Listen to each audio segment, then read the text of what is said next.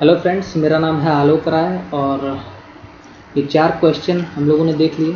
Session cookie, get post, PHP super global variables और साथ में ये वाला भी देख लिया, $A और $A में क्या डिफरेंस है। उम्मीद करता हूँ कि आपको ये समझ में भी आए होंगे। आज बात करते हैं इंक्लूड और रिक्वायर की।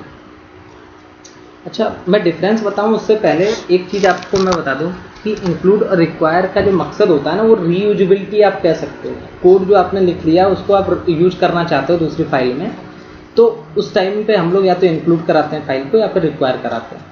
और मेनली जो फाइल इंक्लूड कराई जाती हैं या रिक्वायर के थ्रू इंक्लूड कराई जाती हैं, उनका पर्पज, उनमें क्या होते हैं, या तो फंक्शंस होते हैं और या फिर वो क्लासेस होती हैं जिनका हम लोग ऑब्जेक्ट बनाते हैं और फंक्शंस को कॉल करते हैं।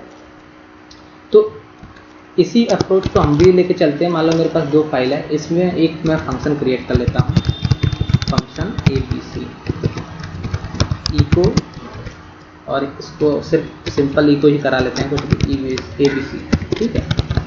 अब ये वाला फंक्शन मुझे first.php यहाँ इस फाइल में यूज करना है, ये वाला। तो सिंपली आप ABC यहाँ पे इस तरीके से कॉल नहीं करा सकते, क्योंकि जब PHP रन होगी तो वो ये इसी फाइल को तो रन करेगी, first.php को। तो इसको first.php में इस तरीके का फंक्शन तो बना ही नहीं है, तो आप इस तरीके से रन करा दोगे तो फिर फैटल एरर जनरेट हो जाएगी कि कॉल टू अनडिफाइंड फंक्शन, ठीक है। तो फिर हम लोग क्या कराते हैं कि उस फाइल को या तो इंक्लूड कराते हैं या फिर रिक्वायर कराते हैं। पहले हम लोग इंक्लूड देखते हैं, second.php। अब अगर मैं इसको रन कराऊंगा तो ये रन होगा, ABC प्रिंट हुआ। क्यों प्रिंट हुआ? क्योंकि जब मैं इंक्लूड करा रहा हूँ तो समझ लो बैकग्राउंड में क्या हो रहा है, आप ये समझ लीजिए कि ये वाला जो फंक्शन है या जितने भी इसके कंटेंट है, यही फंक्शन है, इसमें जितने भी फंक्शंस बने हुए हैं, फाइल कंटेंट है जो भी फाइल के, वो सब समझ लीजिए कि कॉपी होके और दोबारा यहाँ पे इस तरीके से हो रहे हैं। जब आप इंक्लूड कराते हो तो मतलब आप ये कर रहे हो, इसके इस फाइल के कंटेंट उठा के इस फाइल में रख रहे हो। सिंपल सा ये फंडा है इनका, ठीक है।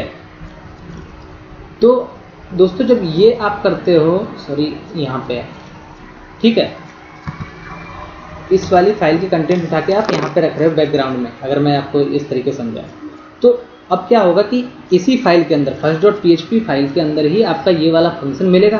तो अब तो ये रन होगा ही, और जैसा कि रन भी हुआ था यहाँ पे ABC, ठीक है।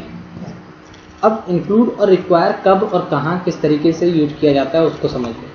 देखिए, इंक्लूड आप उस केस में यूज करिए जहाँ आप मतलब ये श्योर नहीं हो कि वो फंक्शन आपको यूज करना भी है, नहीं भी करना है। करोगे तो भी चलेगा, नहीं करोगे तो भी, मीन्स उतना ज़्यादा ये रिस्ट्रिक्शन नहीं है कि वो फंक्शन आपको यूज करना ही है 100% ये ABC, ठीक है। तो वैसे केसेस में आप इंक्लूड लगा लो। लेकिन जब आपको ये हो जाता है कि नहीं, ये ABC फंक्शन एक्चुअली आप ये कह सकते हो कि first.php डिपेंडेंट है इस वाले फंक्शन पे, इसका वो यूज 100% करेगी, तो फिर आप रिक्वायर का यूज करोगे। क्यों करो वो मैं आपको बताता हूँ। सपोज ये second.php फाइल है, गलती से मैं मुझसे टाइप हो गया second1.php बाय मिस्टेक, और फिर मैं इसको रन कराता हूँ। इसने यहाँ पे वार्निंग जनरेट की, ठीक है, second1.php इसको नहीं मिली। लेकिन अच्छा, ये सॉरी एक चीज़ मैं यहाँ पे ABC फंक्शन क्योंकि मैंने कॉल करा दिया तो फैटल एरर जनरेट होनी ही है, क्योंकि इस तरह की फाइल तो है ही नहीं। तो इसकी जगह पे हम लोग यहाँ पे इको कराते हैं, तो आपको बेटर समझ में आएगा मैं क्या बोलना चाहता हूँ। मान लो यहाँ पे लिख देता हूँ XYZ और अब इसको रन करा देता हूँ, ठीक है। देखो, इसमें वार्निंग तो जनरेट की, लेकिन ये एक चीज़ जो अभी XYZ हम लोगों ने प्रिंट कराई वो भी इसमें प्रिंट हुआ, ठीक है, ये XYZ भी प्रिंट हुआ। तो इसका मतलब क्या हुआ कि PHP ने अपना एग्जीक्यूशन स्टॉप नहीं हुआ। PHP का एग्जीक्यूशन देखिए, इस लाइन के बाद ही तो ये लाइन है, तो पहले तो यही लाइन एग्जीक्यूट होगी इंक्लूड वाली, या इसके अंदर जो भी कंटेंट है। तो वो वाली लाइन यहाँ पे ये फाइल मिली ही नहीं, तो इसने वार्निंग जनरेट कर दी, ठीक है, लेकिन उसका एग्जीक्यूशन स्टॉप नहीं हुआ, चलता गया। इसने इको, तभी तो हमें XYZ दिख रहा है यहाँ पे। जब अगर हम लोगों ने रिक्वायर लगाया होता थोड़ा सा सेफर है। अगर आपको फंक्शन का यूज करना ही है ABC फंक्शन का, तो फिर आप रिक्वायर लगाओ। तो रिक्वायर से क्या होता है, मान लो second1.php उसे नहीं मिलती है, तो ये क्या करेगा आपको फैटल एरर जनरेट करेगा और एग्जीक्यूशन आपका यहीं स्टॉप हो जाता है, इसी लाइन पे, नीचे आएगा ही नहीं, यहीं इसी लाइन पे आपका एग्जीक्यूशन PHP का स्टॉप हो जाता है, ये नीचे कुछ प्रिंट नहीं होगा। ठीक है, तो आपको ये पता चल जाएगा कि मुझसे गलती से कुछ टाइप हो गया या कुछ हो गया, तो आप इसको करेक्ट कर सकते हो।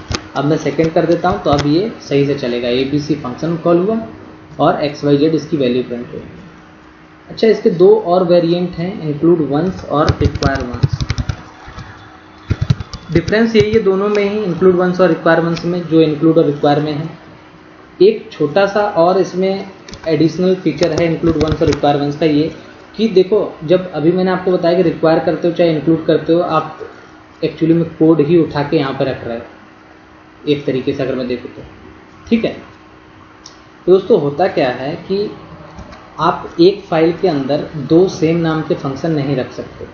यानी कि मैं अगर आपको इस तरीके से दिखाऊंगा प्रैक्टिकली, मान लो मैं 2 बार रिक्वायर यहीं पे लिख देता हूँ, इस तरीके से गलती तो आपसे होगी नहीं, लेकिन मैं मान के चल रहा हूँ यहाँ पे बहुत से लाइन के कोड आपको पता नहीं है कि पहले भी ये रिक्वायर या इंक्लूड हो चुकी है, आपने फिर से कर दी, तो फिर अब इसको रन कराऊंगा तो देखिए ये fatal error, can not redeclare ABC। ठीक है, इस वाली लाइन पे, क्योंकि पहले वो डिक्लेयर हुई, ठीक है, फिर उसके बाद इको हुआ, वहाँ तक भी ठीक है, एग्जीक्यूशन यहाँ तक आया, देखो XYZ प्रिंट भी हुआ होगा, ये देखिए। लेकिन जैसे ही वो इस लाइन पे आता है, फिर से वो इस फाइल के कंटेंट रखता है, तो फिर देखता है कि यार इसमें भी वो फंक्शन था, इसमें भी ये फंक्शन है, सेम नाम के दो फंक्शन एक ही फाइल में हो गए, तो फिर अब ये फैटल एरर जनरेट कर देगा और अब आपका एग्जीक्यूशन यहाँ पे स्टॉप हो जाता है। अगर मैं यहाँ कुछ इको कराऊंगा तो वो प्रिंट नहीं होगा। नॉट लिखता हूँ, अब देखिए ये चीज लाइन हमें नहीं देखनी चाहिए क्योंकि आपका स्टॉप एग्जीक्यूशन हो गया। ठीक है, अगर यहीं पे आपने रिक्वायर वंस यूज किया होता इसकी जगह, रिक्वायर की जगह, तो फिर आप बाई गलती से भी आप अगर इंक्लूड दोबारा करवा रहे हो तो वो फाइल दोबारा इंक्लूड नहीं होती है।